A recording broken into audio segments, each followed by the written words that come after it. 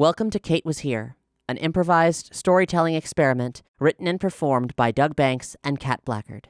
To support this and other surprise RPG experiences, head to patreon.com/omniversemedia.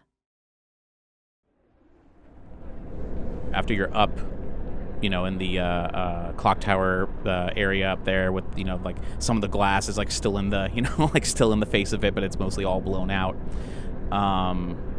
Griff is standing there and he starts pacing, just angry. He's just like, this is insane. And so suddenly the other bullets there are like, Griff, calm down. Like, it's not a big deal. It's whatever.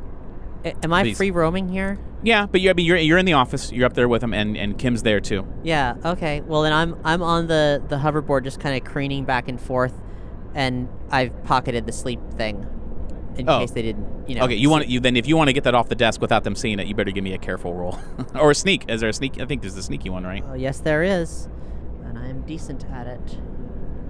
Let's see if this favors me for a change. The result is 2.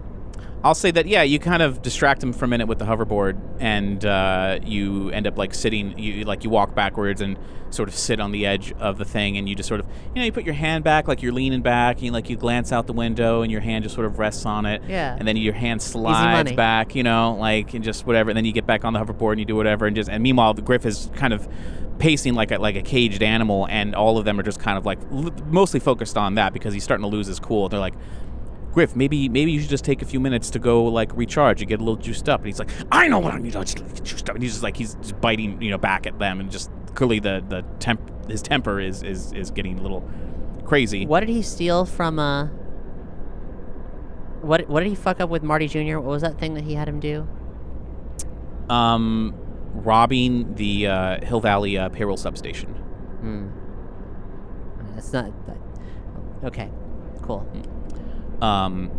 So after a couple of minutes, it's really not long, Eli comes back up, and he's got some papers, like some paperwork and stuff. Like, it's more of just like, it's not like a contract printed, but he just has paper to start writing stuff on, is what I'm getting at. And he brings it up, and he sets it down, and he says, okay, I'm gonna write a letter, and if you take it back to Ava, we'll see what we can do about this. And he starts writing, and Griff is just like, Eli, we just got to go back in there and get him. We just got to get in. And he's just like trying to just get all aggressive on him. And Eli is just like, Griff, I think we've heard enough for now. We're gonna try and do things a little differently. If we want to get the food and we want to get the clean water, burning down Clayton Town is we're just gonna shoot ourselves in the foot. And he's like, but they're just, it's insulting that they could just sit on all that and just expect nothing to happen to him. You're gonna let him go off scot-free? He goes, no, I'm gonna give him the silver bullet, and Kate's gonna take it, and we need to find another way. Turnips for everybody, Griff. All the turnips you can eat. Super Mario Brothers 2, Griff. And Eli goes back to just like scratching his pencil, like his little broken thing on the paper. And Griff is insulted at what you're saying. He's like, turnips?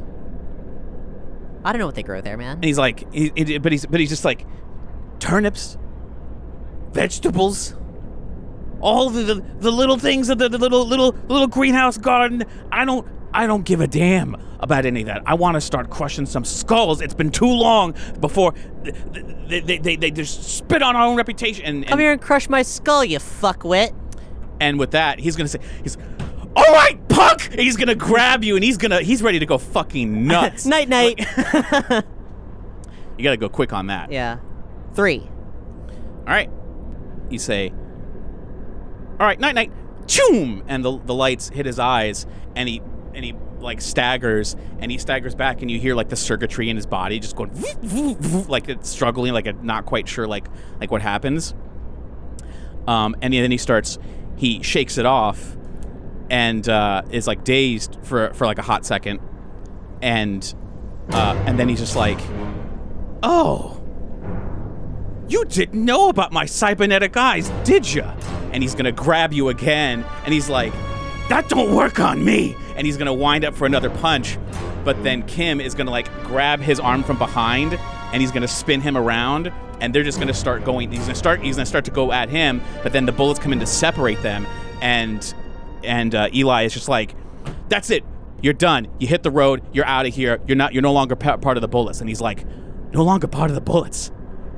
I am the bullets." And he's going to leap across the desk at Eli, and he's going to shove him out the window. And Eli's going to go backwards through whatever little glass that there is left and fall and splat down on the courthouse steps.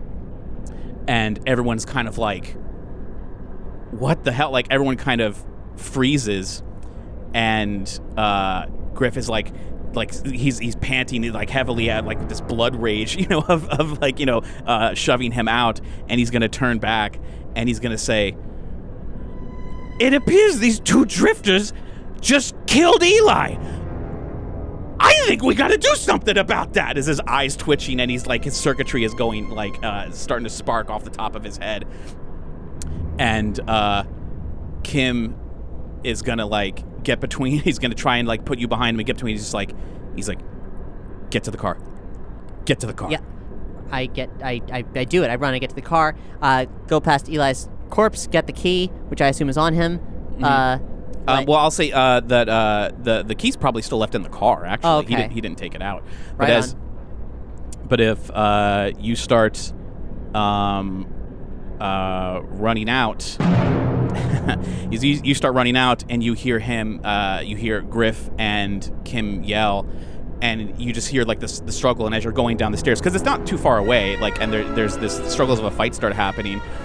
You hear one of the bullets runs over and starts ringing the bell, like one of the bells that must be up in the clock tower somewhere, and sort of, I guess it's like a warning, like alarm of something that's going off. And you hear them screaming like, "Get the drifters! Get the drifters!" And everyone's gonna start going crazy. But you hear the sounds of like fighting happening, and you hear Kim yell something along the lines of like, "This is for blah blah blah blah blah," and you just like, so Kim's going nuts. He's got crazy. It's a do-over. It's all a do-over. It's fine. It's all gonna be fine. And I get in the car and I do everything I can. I've never fucking flown before, but I'm gonna try. Yeah. Well, you get back in the car, and you close it up. And some of the bullets start surrounding the vehicle, and they start pounding on it, but you lock it, because you've been in the car before, and they start beating on it, like you get out of this thing, and then you just try to hit some of the buttons, trying to figure out what to do, because you haven't flown it before, but you find one of the levers that's, again, this is all going to happen very quickly, but you do see a lever that you weren't familiar with when you were driving it back the first time you drove it. Yeah, it's kind of like a sliding lever that would be sort of like where the e-brake is, but it's certainly not the e-brake, because it's like above it slightly, and sort of like your hand would be hitting where the time circuits are. The back of your hand, rather, would be hitting where the time circuits are.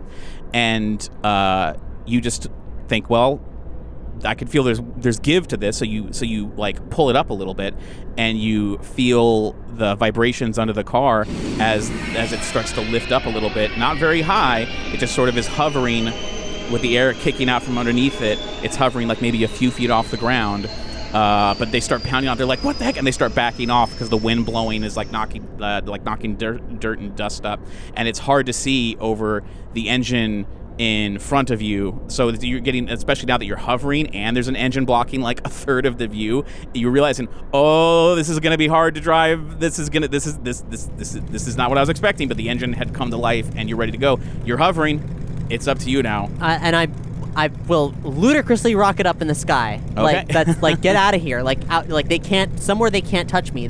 Someone managed to harpoon us before, but not this time. I'm going to drive fast and erratically and not towards the ground. Okay, so you hit it, and the engine roars as you speed out from the clock tower, and you're coming towards that barricade, but you're like, oh shit, you pull the lever, and it just bumps up, and as it hits the barricade, it gives you this extra boost that you're hitting at the same time, so you would just go airborne, and you were like rising up, above, over the buildings below. You are fucking gone, but you can't stop going up. You're like, like it's tricky to figure out like exactly how to even this thing out, so it's going to take a few, it's going to take a minute for you to keep messing with this thing, because it's trying to keep it level. It is, it's more difficult than you thought, but the engine's still going crazy. You keep climbing and climbing and climbing. And here's hoping that it doesn't just die spontaneously. Yeah. But hey, that's fine. I've been close to dying spontaneously many times so far. So give me a clever to see if you can work out how to balance this thing before you hit the stratosphere.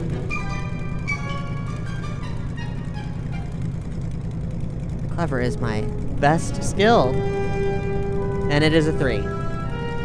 Cool. I'll say you start to see an equilibrium happen here. Like you have to. It's like working in tandem. You don't just move one lever and then you just steer with the other when you're not doing whatever. You kind of see that there's like a balancing act between all the things here, between you hitting the gas and you moving with the lever, and you slowly start to even it out. So now you're horizontal, but you can see you are far above Hill Valley.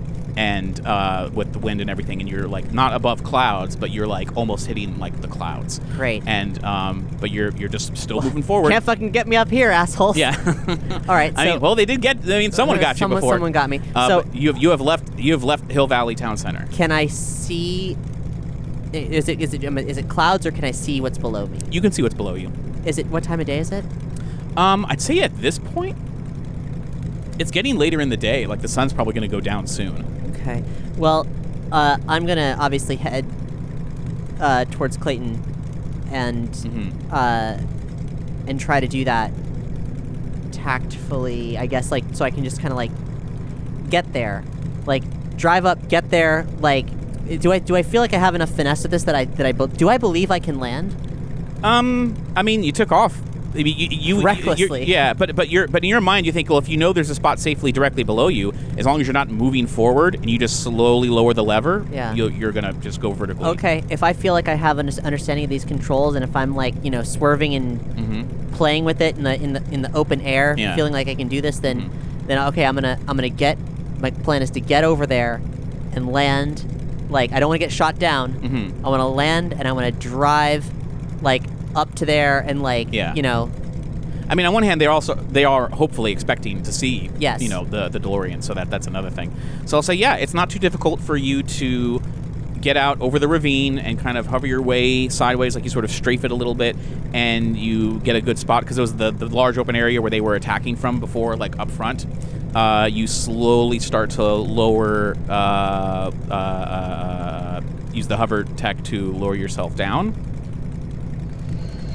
And engine's still on and everything like that, but as you finally come down, you can just feel the vibrations as the wheels, snap back into place, and just a nice little plop, like you drop maybe like an inch, and the car bounces on its shocks, but fine, normal, and you're there, not far. You can drive right up to the front gate, and you're good to go.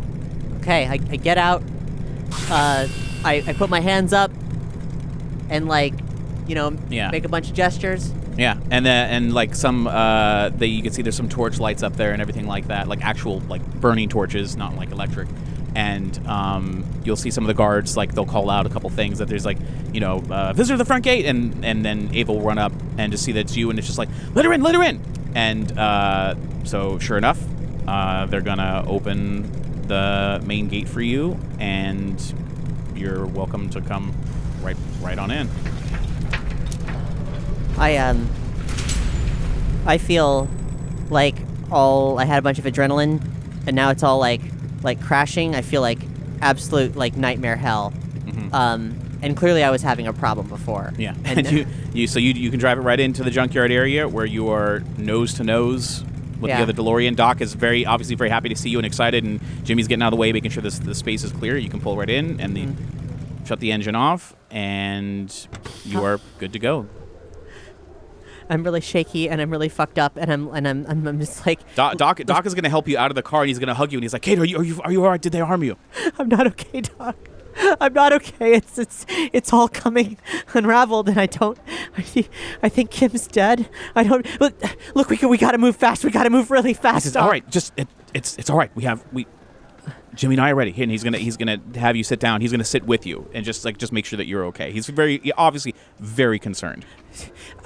Griff killed Eli. Eli wanted to parlay, and Griff killed him. And he's gonna raise a warpath. He's gonna be here as soon as he can. There's no doubt. And Ava comes running over. She's like, "Did I hear you said someone killed Eli?" Griff Tannen.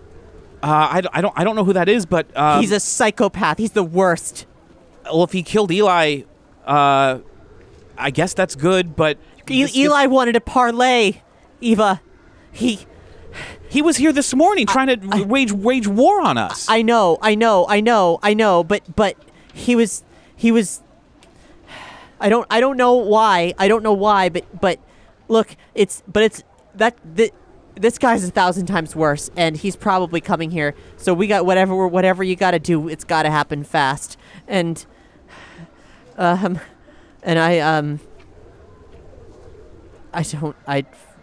am just like a shaky kind of like mess now.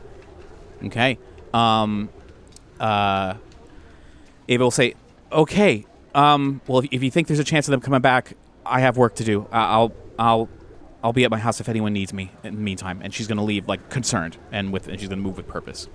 And Doc will be there with you, and he'll put both of his hands around your hands, and he's just like, Kate, that was an incredible thing that you did, and I'm sorry that you had to be put through something so awful. I broke, Doc. I'm not even sure. I mean, like, do we even know this is actually happening? I mean, I don't know if I'm real anymore. Kate, I'm here right now, and you're here right now, and I promise you, you're real. You're not going to disappear, but we are going to stop this from happening. I've been talking with Jimmy and Ava, and I believe I believe I have enough evidence to understand what we can do to stop this from happening once we go back. I say, I kind of like sort of like fall back into the DeLorean, and I'm like, Doc, look at these time circuits. And he's gonna come over, switch them on, and he's like, it says the current time is different than we thought. Jimmy, do you happen to know what month this is, or the date? And he goes, the date, the day would be my best guess, but I know that we're probably in February. Is it 2049, Jimmy? Yeah, by our best guesses, yeah. I would say that's what we think. If this is February, it would be 2049. And Doc just says, that makes no sense. The time circuits that we see in the DeLorean that we arrived in, the destination time still says 2046. I'll have to do some crunching on this and figure out what the difference is. And he opens up a little notepad and he just makes a note of the date. Makes a note of everything that he sees on the time circuits in here, and he says, however, these time circuits are clearly working. They seem to be fried from the one side here, from the time last departed.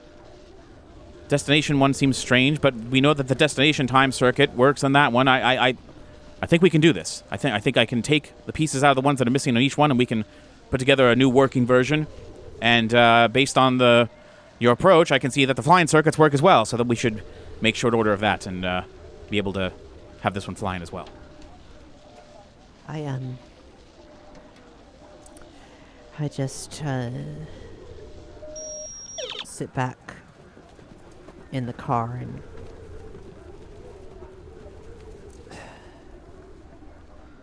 feel really hollow. I don't know. I get out of the way. And Jimmy, do you have anything to drink? He says, "Yeah, let's. We can get you some water." So he'll come and take care of that.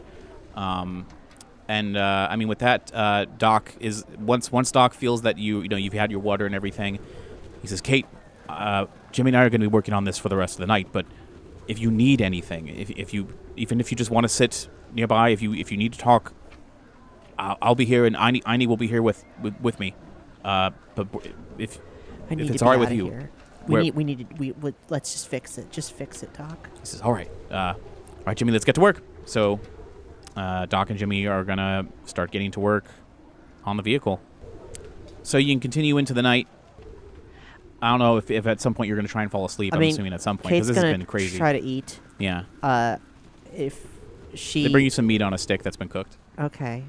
And she does try to fall asleep. I don't know if she does. I guess I could use that thing. Do I still have that thing? Yeah. I just at one point I just stare at it and I just use it on myself and that's all. Yeah. You black out. Yeah. Okay. And of course, it wouldn't be complete if you weren't having a waking up sequence in a Back to the Future thing. So as you're laying there, you're hearing the sounds of the canyon of the ravine, and you're probably thinking like, oh, maybe I did make it to the ravine with Ashley and the gang. You know, maybe this did work out. You can hear like the freshwater sounds nearby, but of course it's not long before the smell like hits you of like horse poop and dog poop, and before you can even open your eyes, you're like, oh, that's right. I hate this. Yeah, I'm in a hellhole. Like, and you hear the sounds of everyone getting back to work, trying to rebuild everything. But you see that Doc is asleep next to the DeLorean. He appears to have been working on it all night. They have patched up the hood, bent it back in as best as they could from where the hole was. It's hard to tell what else from the outside, like what else they may have done, but it's the DeLorean's all closed up. The Wasteland DeLorean has been moved. It's like off to the side now. Undetermined status, but things are looking normal. Mr. Fusion? I mean, is Ava using it? It hasn't been adjusted just yet. I will say that from what you can see, it appears that the Wasteland Mr. Fusion is hooked up to like a possible, looks like a power source generator of some kind. You're not really quite sure.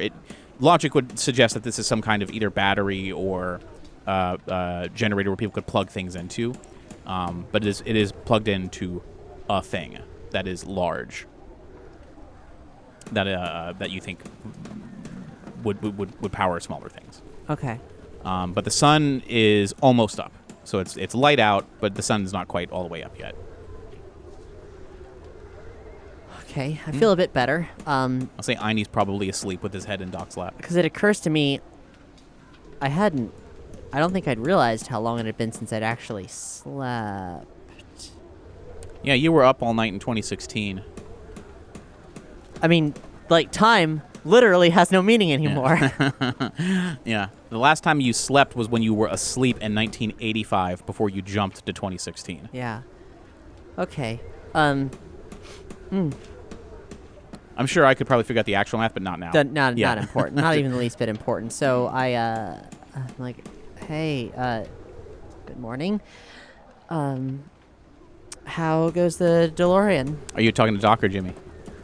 Are they both in the same place? Doc is asleep. Sorry, Doc's right. asleep and Jimmy's not around.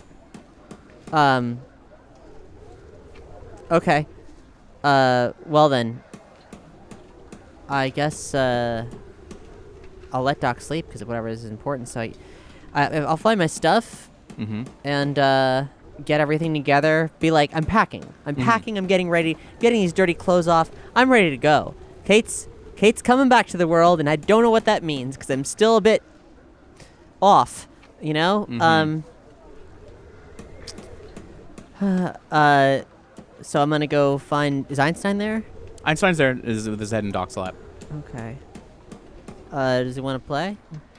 Yeah, if you want to, if you talk to him, he'll perk up. Yeah, all right. Hey, let's go find some breakfast, okay, Einstein? Yeah, he'll come over happy. He'll follow you anywhere you go. All right, so we go looking for whatever commissary things, or maybe there's people. Yeah, there's like a sort of like a public campfire area where there's like a pot cooking over it, and someone's just adding stuff into it, so it looks like they're making like a early morning kind of stew that they could probably hand out to anyone who brings a bowl. But there's a couple people passing out bowls, so yeah, you blend right in with the crowd at this point, so you can just go over and take one and wait in line, and they'll just scoop out some things that's got some veggies and stuff in it. Okay. Cool. Do I see anybody I recognize? No, but you do see that the light is on in Ava's house, so it appears that she's either awake or still up or still doing something. I'll see if I can bring her some breakfast. Cool. Yeah, if you got an extra bowl, yeah. You can do that. So you get the other bowl, and then you can go with Einstein over to her place. And she is awake, pouring over some more paper maps and stuff like that, but there's no one else in there but her right now. By any chance, do you need breakfast, Ava? She goes, yeah, actually. And she'll, like, yawn and, like, do a little stretch and then say, thank you, Kate. Yeah, I'm sorry. I've just been... I haven't taken a break, so that's actually great. Thank you. Yeah, no problem. No problem at all. Is everything okay? I mean, like, how do you... things... How are things? If we have a madman now in charge of the bullets who you say is worse than Eli was, then still have concerns, but, you know, we'll figure something out. I do have that spare Mr. Fusion charging a couple of the energy weapons we have. We only have about 4 or 5 that were working, but it's better than nothing. I don't know if this is of any help, but seems to have a bunch of cybernetic augmentations. So if you can, I don't know, EMP him or something like that. That's not out of the realm of possibility. I'm sure there's something we could probably figure out with that. I'll have to talk to your friend, Dr. Brown. Maybe he can rig up something using the Mr. Fusion that we have. That's actually not a bad idea, if what you say is true about his cybernetic implants. Oh, yeah, no, I tried to sleep zap him, and he didn't go down. He's thirsty for juice. He's crazy. I mean, I think he's deranged, not just because he's an evil asshole, which he definitely is lonesome, but he's fucked up on implants. Huh. Well, yeah, we might be able to work with that. Let's go talk to Doc and see let's see if we can work something out like that. Sure. So she'll, like, take the bowl that you brought her, and she'll be, like, eating it as you work your way back through town, and she'll just discard it. Like, after she, like, slurps the last bit of it down, she'll just discard it in the street, like, out where people could see it, because this is communal. Someone's gonna collect the bowl sooner or later. Yeah. I mean, it's not far. It's not like it's far from the campfire area, so she'll, like, head back over, and Doc is still asleep there, but she'll gently wake him. It's like, Dr. Brown. He'll be like, oh, yes, good morning. Kate, Einie. Yeah, I think the DeLorean is fairly set. I have eyes light up, excited. But I worry about the time circuits. They appear to work properly, but the fact that we're not where we were supposed to be is troubling. But everything appears to be in good working order. If we're going back in time, there's not many places we could go that would be quite as bad as this. Maybe. Why am I even opening my mouth? Whatever. With that, you'll hear one of the guards yell. He's like, "There's someone approaching the main gate!" And Ava's gonna get tense and run up to the top. And I don't know, do you want to follow her, or are you gonna stick by the junkyard? Yeah, I'm gonna. If you follow her, you can see there's a figure. It's sort of like an early fog. It's just close to the ground. It's not like making it too hard to see, but you just see this figure stumbling their way, coming up from, like, where you would have to walk from the canyon up into the ravine. And as he stumbles out from what little trees and shrubbery there is there into sort of the open field, you see this is Kim, and he is fucked up. He's like, Kate gasps, and she's running, and she's getting down there as fast as she can. Yeah, you're on the inside of the town, but the door's closed. You can start shouting for them to open it up. Like, I mean, whatever you want. I know him. Open the gate. Ava will say, open the gate, and they're gonna open it. And it's open. Kim. Yeah. He just kind of does that familiar smirk again, and as he gets closer, but stumbles. I get close to him. I help him walk if that makes sense. That probably does. Yeah. Yeah. He's like, I can't believe you're alive. Yeah, that makes 2 of us. And he's gonna stumble in as you bring him in, and you sit him down. You can see half his face is beaten, like one eye is almost. So sorry. He's like it's almost swollen shut. It's like it's black and blue, dried blood on him. Little worse for wear, but certainly not like he needs to. It's not like he's life-threatening injuries, but he definitely got the shit kicked out of him. But he's able to make it away. And He's like, I need to, can I get some water and just rest for a minute? Because this really hurts right now. I mean, I'd like to hope that if someone this injured showed up. Oh yeah. They're bringing. You can say that someone has already gone off to fetch. But the way you were reacting when you went out and you like put his arm around your shoulders and you brought him in, so you can just settle him down there, like maybe across from the opening where the junkyard is. So it's like on like one of the main streets there, but people are giving everyone some space. And one of the Griff still alive? Kim, did you kill Griff? No. He is alive, unfortunately, but he's worse off than he was before. And he just gives that same familiar kind of smirk. Nice. He says, but as I made my way out, I had to sneak out after I took a few of the bullets out. He was sounding with some of the war horns, so I think it's only a matter of time before they come back up this way. Yeah, not surprised. Thank you. I'm so sorry. I'm so sorry. I didn't want to leave you behind. I'm so sorry. You didn't leave me behind. I forced you to get out of there. Well, it's all right. I had a score to settle. Things are looking good here. So with that, Doc and Ava had been talking. Uh-huh. And Ava comes over, and she's just like, wow, you look like hell, to Kim, and says, you said something about the war horns? They're on their way? And he's like, at some point, I'm guessing, but I didn't take a long time to look back. I just got here as fast as I could.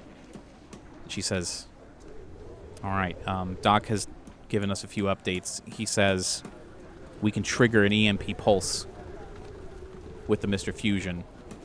However, it's not that strong. You don't want to push it to the limit where it could potentially blow up, because that would be a problem.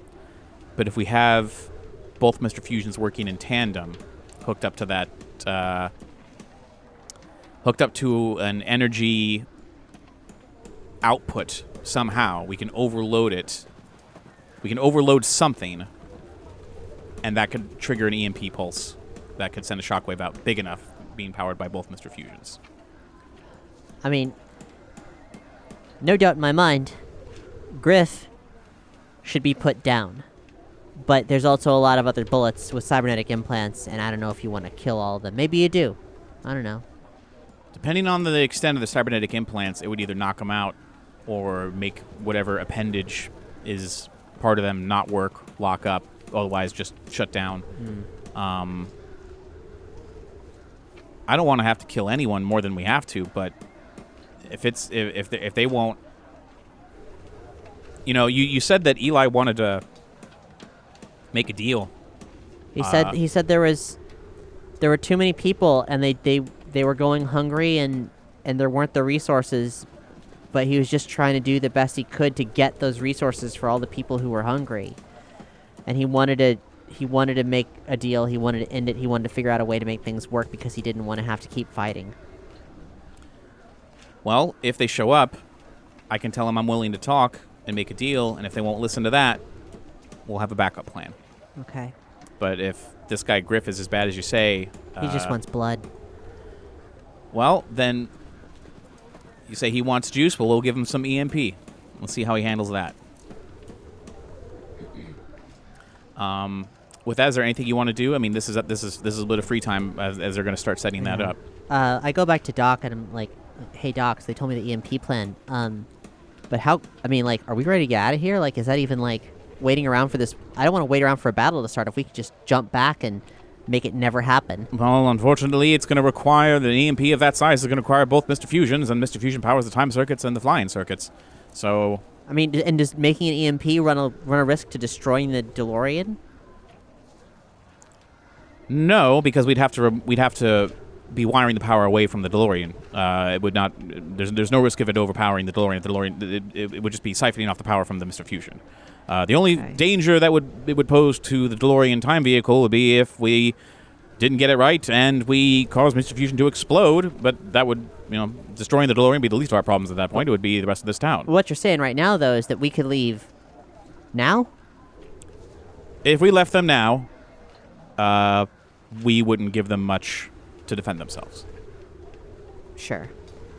Right. I don't want to hurt these people. But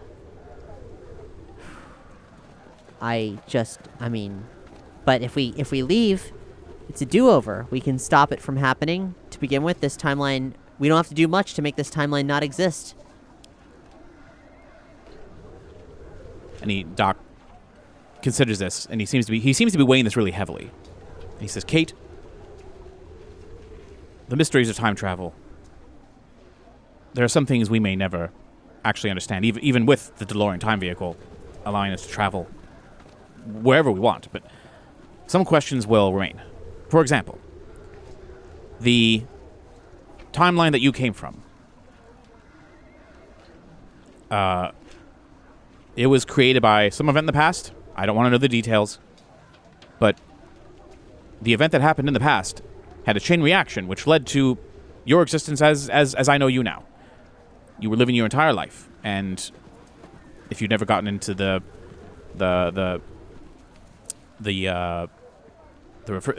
time chamber, we never would have met, and your life would have seemed to have gone on in that timeline nonstop, and you would have lived out the rest of your life in that alternate timeline. But the point was, the timeline was fixed. It was repaired at some point, and the world as you knew it vanished. To you, it vanished, but to the people that you left behind, I don't know if the world changed around them and leaving them no memory of the way things were. I don't know if it was instantaneous. And I don't know if they lived out the rest of their lives in a timeline where you disappeared and vanished without a trace. And all the way until the inevitable heat death of the universe, if that timeline exists. Fuck. Fine. Okay. I'm all only, I needed to know. That's all I needed to hear. All I'm saying is that I don't know. I've never been, to my knowledge, I've never been left behind in a timeline that has changed. So I wouldn't be able to tell you if something changed around me, or if it changed, or if nothing changed and it stayed that way forever. But I can tell you from my personal standpoint, I would, in this moment, I would feel more comfortable with myself if we set off this EMP and guaranteed the safety of this town before we made a jump back, and rather than risking leaving them to defend themselves. And I can figure out. I don't want to leave them to defend themselves. Yes, fine. I'll figure out the physics of it later. I'm sure there's an answer, but at this point, I don't know it. So that's how I feel. And if you feel the same, then we can make this happen. These people shouldn't have to die. Okay. Yeah. Okay. So with that, they're going to start setting up. And what Doc says, he says, now, the key here is to sort of have a device that we can eject the energy so the EMP pulse can be sent out and we can kind of aim it in a direction. Instead of just dispersing it omnidirectional, the concentration may not be enough, depending on how far away Griff Tannen is from the front gates, if there's a way we can aim it, but I have a possible solution. If we can rewire part of the exhaust ports on this alternate DeLorean that you've brought back, I think we can use its Mr. Fusion, along with our Mr. Fusion, to eject the energy out the back exhaust ports in the direction of our choosing, thereby eliminating Griff and any of the other bullets who have cybernetic enhancements. That sounds like a great plan, Doc. That's why you're the Doc. So he'll kind of smirk and start setting things up.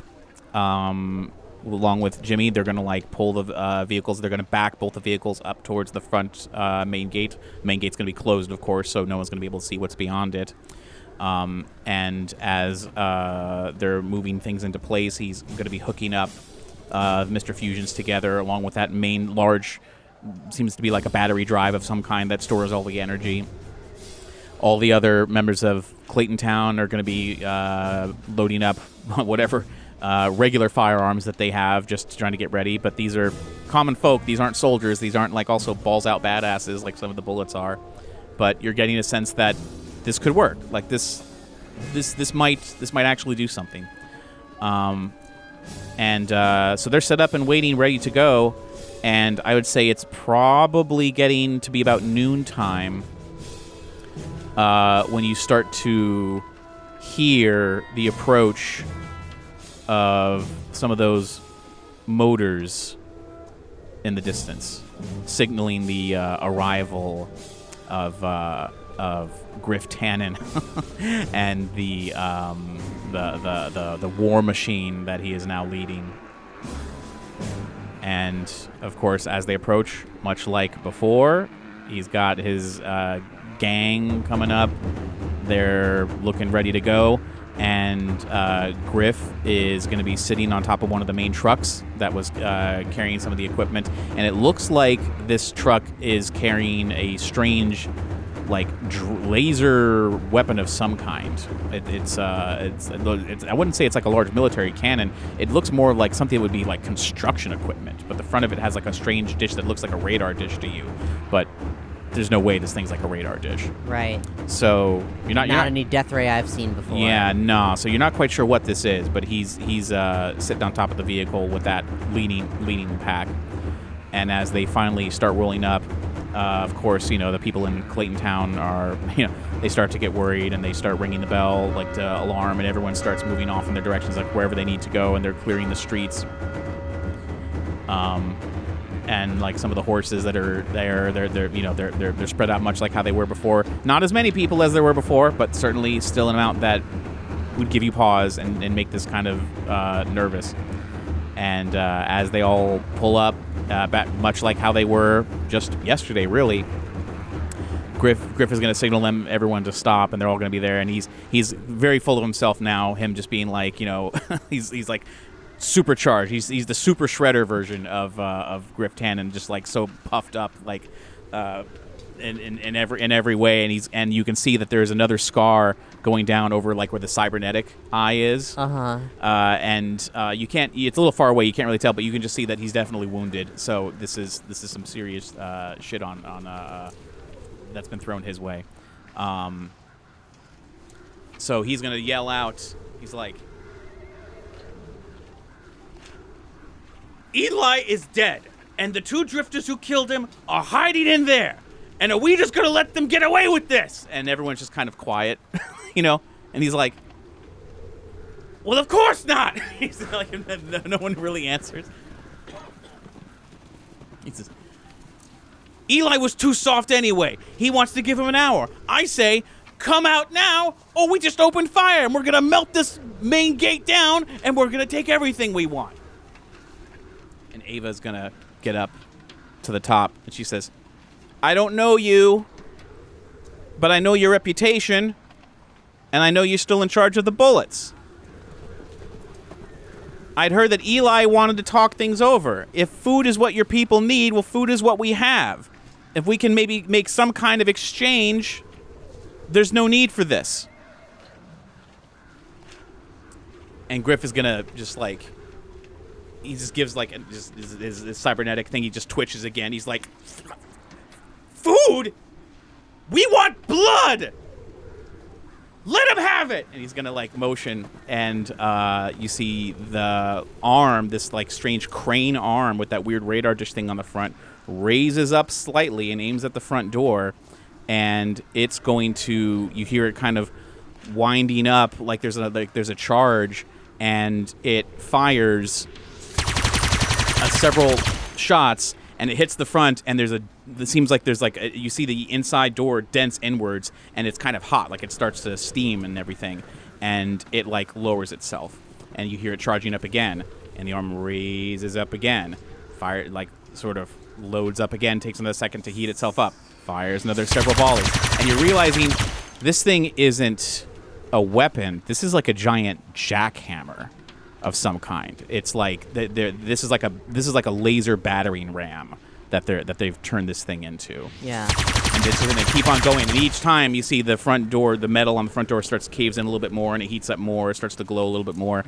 And when they gonna EMP him? Yeah, and Ava's like, okay, yeah, no, wait, it's time to go. So she's gonna be like, all right, everyone, get in positions, and they're going to, everyone's gonna get out of the way, and she's gonna give the signal to open the gate, and they're actually gonna open the gate, and some of the slack, like the flak of the metal, is gonna start peeling off because it's like hot, like it's dripping and everything. But as the thing finally opens, Griff is standing on top of that vehicle looking kind of stunned, and for a moment there's nothing happening, but the back end, those back vents of the DeLorean, basically because the DeLorean is facing butt out, like out of the main gate there, and she's going to signal to Doc. Doc is going to flip a couple switches, and you just hear a loud electrical, like,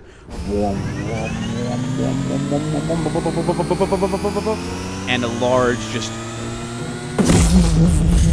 like a wave of electricity comes out, echoing out from the back vents of the DeLorean. You can't really see it, but you can see like an air ripple come through, and it just has a static energy that comes out. And you can even feel like the hair on your arm stands up a little bit while it's charging up. And as it goes backwards, whoom, it just sends this shockwave out. Griff is knocked backwards.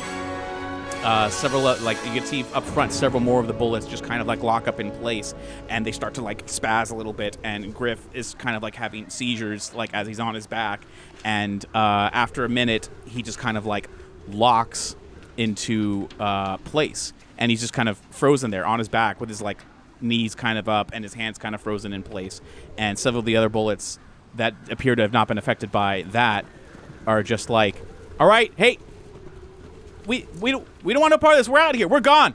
And they like, come on, boys. And they just get on their horses, like people on the horses. They take off. They're gone. And you can see very quickly that some stragglers, maybe one who had a cybernetic arm, he's just running. Like if that's the only thing. And but everyone else who's kind of stuck there is just kind of stuck there. So it appears that this has worked, and that they're done. And some of the trucks, I mean, they can't even move the vehicles. They're like the 3 vehicles that they had. They're there, but everything else is gone. And with that, Ava's like, I think we got him. And some of the people just start to like clap, like they can't even believe it, and give a few cheers. And they're just like, send some guards out to see who's still alive out there. And they're gonna send people out, and they're gonna have like little canteens of water and everything, and they're gonna try checking on people. And with enough time, eventually, I don't know if you're interested in going out, if you're going to stay by, but Doc's going to start unhooking. He's going to start unhooking the DeLorean, and eventually they're going to bring in, they're going to drag in, like it's going to take like 2 guys to drag in Griff's body, and you don't know if he's dead or if he's just like frozen and done. But either way, like she's like until we figure out, just take him down into the basement where we can lock him up. Boy, Kim's gonna love this. Yeah, and Kim actually is gonna come out, and he's gonna like, so he's there like with his eyes swollen shut, and he's gonna watch as they drag Griff away. And hey, Kim, we never talked about this, but the implication is that's the guy who killed Kyron, right? Yeah. Fuck that motherfucker. Yeah.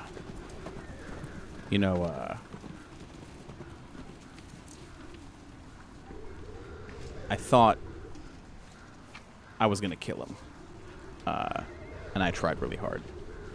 But I knew I'm not in the habit of killing people. Every time I did, it was defensive. But that would have been an anger killing. Would have been a bad killing. And I don't know if he's alive now, but I didn't, because I knew my dad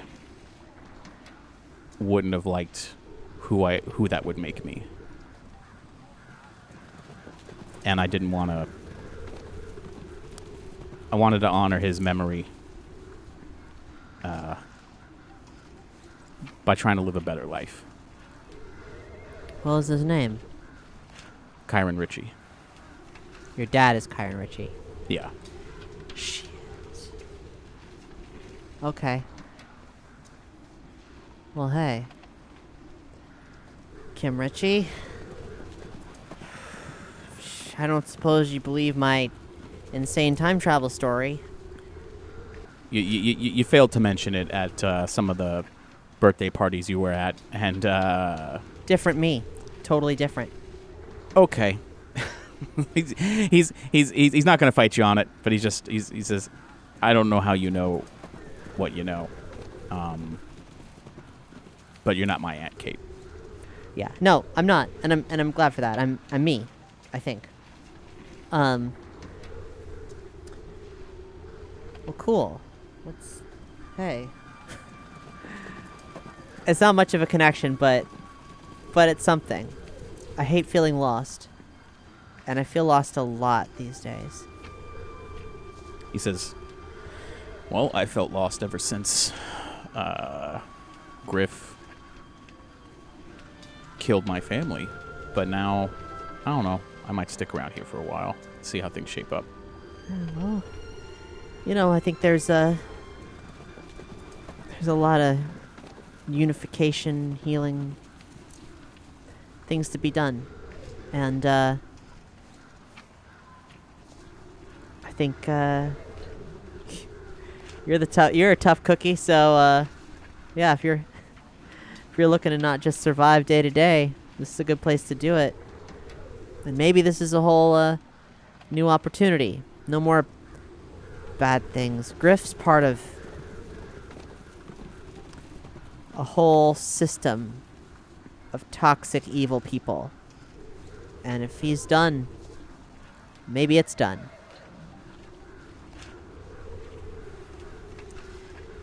So, I don't know where you're going now. You going back to 2016? Yeah, we're going to stop the fusion thing from ever happening. Doc tells me he's the scientist and I'm just the time traveler.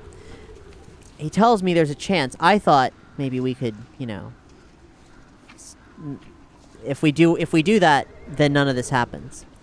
But he says we don't know what happens. He says we lose access to it, but maybe this goes on. So if this goes on,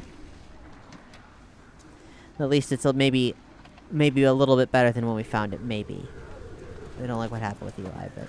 He says, well, I hope everything you're saying is true.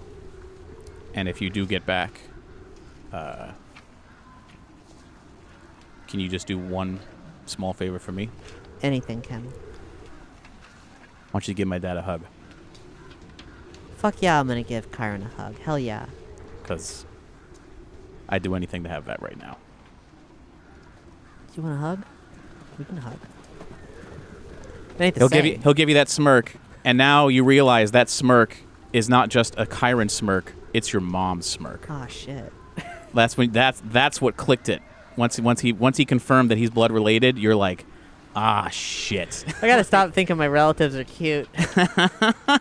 I mean, he's definitely got other people. He's not like... Yeah, we're not on a date. We've never been on a date. No. And I'm still into girls, but like... Yeah, but it was just that he's a hunky dude, but it's that smirk that... It wasn't even like, ooh, that's a sexy smirk, but they're like, I know that smirk. I don't know what it is, but that's carried over. I liked it because it was familiar to me. Yeah. But he's kind of hurt with his one arm, but with his one good arm, he'll reach out and he'll wrap it around you, and he'll give you a good squeeze, and you're good to go. And Doc is like, all right, Kate, I'm ready to leave as soon as you are. Here's hoping that everything goes well. Fingers crossed. Yeah. All right. So I'm back in my 2016 clothes from the present 2016. Ready for whatever happens next. I think probably not. We'll see. Okay. See if these time circuits work. So you're still inside the Clayton town, and as you get inside, Ava's there and Kim is there, and Jimmy's there. They're just gonna wave to see you off. And sure enough, things start up, and Doc says, "All right, Kate. 2016, back where we left. What do you think?" Yeah, we have to stop this. This can't happen. This is hell. I saw human skeletons. Lots of them. That sounds terrifying. All right. In that case, well, what do you think? So you think the same day that we left seems right to you? Thanksgiving of 2016? Might as well. We just got to start crunching the numbers. We got to figure out. Let's camp out in 2016 for a while and solve this problem. Okay. So with that, he's gonna punch in the dates.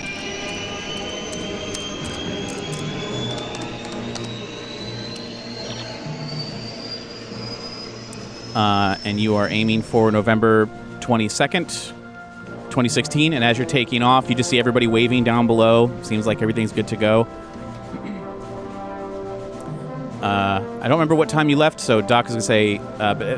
Doc would know because it says it on the thing. Yeah. So you're gonna leave just to be safe. You're gonna leave 1 hour after. Don't want any more overlap. Yeah. Whatever. So as you hover up, wait till they get a load of this. Yeah. You aim the nose, swing the DeLorean's nose around to face Hill Valley proper. Doc gives it, a good rev, and seems to be working just as good. So with that, he is gonna hit the gas.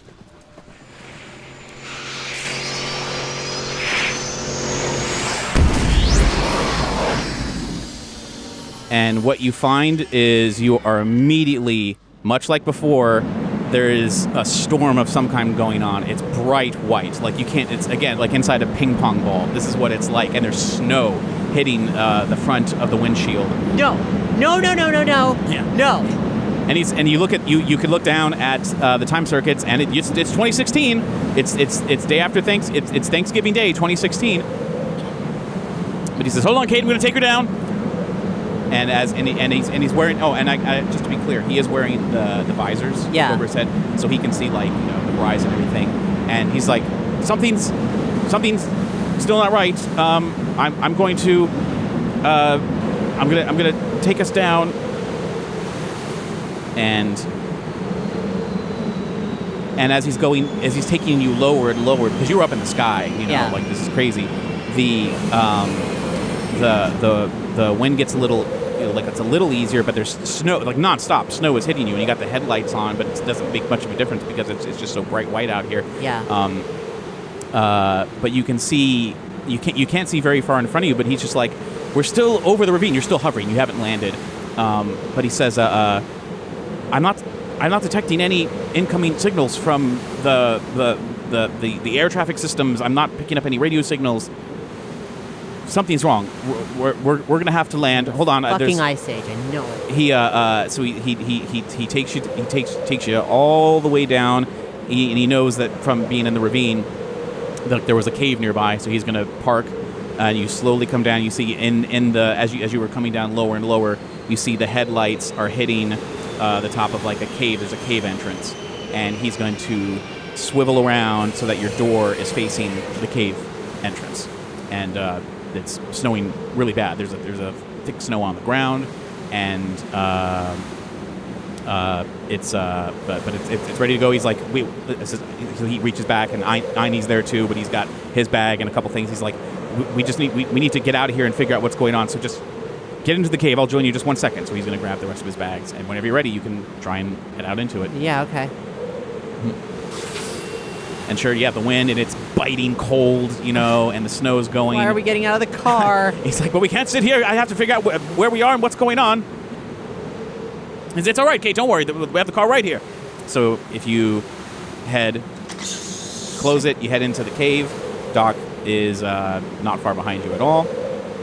And Einie's got snow all over his fur, And, but yeah, you're inside this cave. You are out of the biting. It's still pretty freaking cold, but you are out of the wind and out of the snow hitting you directly. And so Doc comes in with Einie and says, all right, well, no need to panic just yet. We're not where we want to be, obviously, but we still have a working time vehicle, and we have the means to refuel with Mr. Fusion. It can take almost anything. We'll figure out where we are, where we need to go, and we'll be fine. I mean, working time machine, Time isn't working anymore. Something about the time circuits. Every time we've done this, every time we've jumped, there's been some sort of unpredictable thing that's happened. Whether when we were putting in the time circuits to get to 2016 originally, it was acting strange. It's me, isn't it? It's my I'm. But why would it be you? Because I'm broken. I'm an error. I'm a glitch in the system now. But you're not. You're the opposite of a glitch in the system. If anything, the whole idea of you existing, you've traveled through time more than anyone, and you've had the flux dispersal. And he just gets this sudden shock on his face, and he says, "Great Scott, you've traveled through time using the time chamber, using the Mark I and the DeLorean time vehicle. Each of these 3 different methods of time travel have different ways of creating a flux dispersal field. So what you have surrounding you, like an electromagnetic field, except it's a flux dispersal field that's occurring around you because of the many layers that you've had surrounding you as you've traveled through time. You have a bubble within a bubble within a bubble, and this is creating a to equate it to an electrical field, such as static electricity. You're having a static time effect happening around you, and it is conflicting with the flux dispersal field of the DeLorean time vehicle. That would explain almost everything." And he starts pacing and puts his hand under his chin. He starts pacing inside this cave and starts mumbling calculations to himself. Kate slumps on the ground and got my phone, and I'll turn the flashlight on, look at the walls, expecting cave paintings or something. You don't see cave paintings. Just a cave. Any lichen? Anything to put in Mr. Fusion? I mean, there's rocks around here. It's just a cave. It's just a cave. I would say that probably when you arrived, it was later in the evening, so the sun's probably going to go down soon. It's so fucking cold, and I'm a fucking bubble. I'm a bubble in a bubble in a bubble. Fuck. Okay. And Doc says, "Well, we can figure out how to get out of here tomorrow. It's not it's not as hopeless as it was before. I tell you, I am much happier here than I was in 2049. That we almost didn't make it out of that one. Here, we don't have to worry about the tannins. We don't have to worry about. Don't you jinx us, Doc. There's gonna be some fucking cave tannin. It's gonna roll out of this motherfucker. Are we so far in the future that everyone's dead, or are we so far in the past that it's the Ice Age? I don't know. I'll have to examine the time circuits individually from you tomorrow, and I don't know what to do to get a good look. Kate, I'm sorry, but I know that there is a way we can get out of this. I know there's a way we can fix this. If you need to kill me, you can. That is out of the question. Plus, if we were in the future and I kill you, well, that's one thing. If we're in the distant past and I kill you, that would cause unforeseen consequences that could have a chain of event on future events. Then I'll just end up in a museum. No big deal. So he starts unpacking some of the stuff that he has, some of the survival gear that he had, like camping gear and stuff like that. He pops up what looks like the closest thing it would appear to be is like a camping lantern, but instead of having oil powered or gas powered or any flames, it looks to be like 2 or 3 neon or not neon. Fluorescent lights. They're bright cylinders that are inside it, except they give off a nice warm yellow light and heat. So it's sort of like a little LED campfire sort of thing. You really loaded up on future gear. That's awesome. He says, "Well, I don't want to be stranded somewhere. We want to be able to protect ourselves, and that's where we are now." And he unfolds some solar blankets, and says, "I think the only thing we can do now is bed down for the night, and once in the morning, once this storm clears, we'll have another look at the DeLorean and see what we can do." I zap myself again. Zoop, boom, and you're conked out. And then we'll just have Docs, and he goes, "Good night." He's unsure, and he just sits there, and he lays down, and as he's laying down, and Einie gets under the solar blanket with him, and he just starts thinking. He's like mumbling more about numbers and stuff. So we'll do another time dissolve to the morning. When you wake up, you're still inside the cave. Sunlight's pouring in. Storm is over. And Doc is still asleep there with Heine under the solar blanket. You don't have to. There's no confusing this, for there's no confusing this for any pleasant thing experience, because it's been one hell of a couple of days, and you were still really cold inside a cave with your head like in the dirt. Feel like trash. Yeah. Yeah. If you start to rustle and move around under your solar blanket, Doc will start like awake and just be like, Kate, are you awake? Yeah. Yeah, I feel terrible. Yeah. Yeah. Let's go take a look at the DeLorean and have a look around. So he will step outside, and if you come with him, I'm assuming. I do. You step out, and you can just see now. There's wind, but it's not storming like it was. There's no more snow falling. It's actually would otherwise be like a pleasant day, and you just see trees and snow. You don't see any signs of civilization. I like that there are trees. Yeah, and they look great.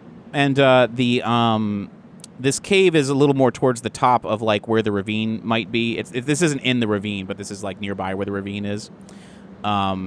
But you know that there's a pretty good vantage point if you probably climb out on top of this cave. So Doc, but before that even happens, Doc is gonna say, before we look around, I need to look. I think we need to look at the date. So he opens up the DeLorean and turns on the time circuits. And as he's looking at it, the date is exactly what it was supposed to be, November 22nd, 2016. Actually, correction, it would be November 23rd. 2016, because it's the next day, and this is early in the morning. This is like 9 a.m. And he's like, I don't understand it. Even when we got the time wrong we thought we were going to 2046. We ended up in 2049, and the current time said 2049. That's where we were, but this is saying 2016. This doesn't make any sense. We didn't go far back enough. We didn't change the past. Well, maybe the car and us are in 2016, but everything around us isn't. Right? I mean, granted, I'm no scientist. He kind of frowns and goes, and he just kind of starts back into the cave, just starts getting through some of his bags and his gear, and he comes back, like the thought seemed to have disturbed him, but he's considering it. And he comes back out with his bag, and he hands you the two, that little folding binocular system that he had from 2016. Yeah. He goes, take a look around, see what you can see. I'm going to start and stop the time circuits a few more times, just make sure we're not in any kind of danger. Okay. I stay very close by. But I go looking to see if there's any indication that are we in the Old West? Are we in the Ice Age? Like, is there human civilization at all? Are there smoke trails going up in the sky from campfires? As you get up on top of you climb up around the cave and you get up like on top of it. You're not exactly on top of like a mountain, but you're definitely on a high spot where you can sort of look around. You can see the ravine down below. You can see the canyon over in a certain direction, and you look to the direction of Hill Valley, but it's still kind of hazy from the morning. It's hard. You don't see Hill Valley, but you're like, I'm not sure if I even could see Hill Valley. But what you do not see is any smoke coming up. You do not see no air traffic in the sky, nothing like that. You don't see any telephone poles or anything really. This is looking very barren. But you do notice like there's a downward slope. There's plenty of trees, plenty of evergreen trees that are all over the place. But as you see in this downward slope, you do detect movement in the snow, and it looks like a group. Maybe it's a group of people. Maybe it's something you're not really sure. But you got the little binoculars, so you can open that up. If I'm concerned about it, I'll do what I can to make myself as invisible as possible. Yeah, you could probably like kneel down a little bit, yeah, and keep a low profile. But there's definitely some movement over there. Let's zoom in. Mm-hmm. Are you rolling for something? I'm ready for anything. Oh, okay. Well, there's no challenge. There's no real challenge in this because you're just kind of just looking at the moment. But when you look, you can see there's movement in between some trees, and but whatever it is, it looks either it's a group of things or it's something kind of big, and you're watching. But sure enough, as it's a group of large things, and they appear to be elephants. But as you're looking, you zoom in with the binoculars, you see these aren't elephants. These are full-on woolly fucking mammoths. Great. And you hear Doc go, Kate, I think you might want to see this. All right, I move to Doc. I saw something worth note too. Yes. And as you come around, he's like, "Come to the other side," and you come around to the other side, and you take a look at the time circuits. He says, "This says 2016, but look," and you follow his finger, and you see where the AM, PM, the LED lights that would signify AM or PM, they're both on. And he says, "That shouldn't be that way." And do you remember in 2016 when I bought the device that lets me connect to the circuitry of the vehicle and into the time circuits? And he's going to hold it up, and there's a little LED display like a ticker tape. And when he reconnects it to the time circuits, you can see that what the date actually is that the entire date does not fit on the time circuit display that you see. The actual date is 20,160. There's an extra 0 at the end. And that would in the AM PM would signify this is negative 20,160. So this is 20,160 BC according to the time circuits. Great. Yeah, Doc, I saw some woolly mammoths. Saw some actual living woolly mammoths marching together through the snow. And he's gonna be like, "What?" And he's gonna grab the binoculars from you. He's gonna run up to the top of the thing, and if you follow him, you look, and you can just see clear as day. You can even hear them be like off in the early morning stuff. And he's just going to stare at that, put the binoculars down, and just look at you and be fairly speechless. And we're going to slowly crane out as we're going to end this episode of Kate Was Here, stranded in 20,160 BC.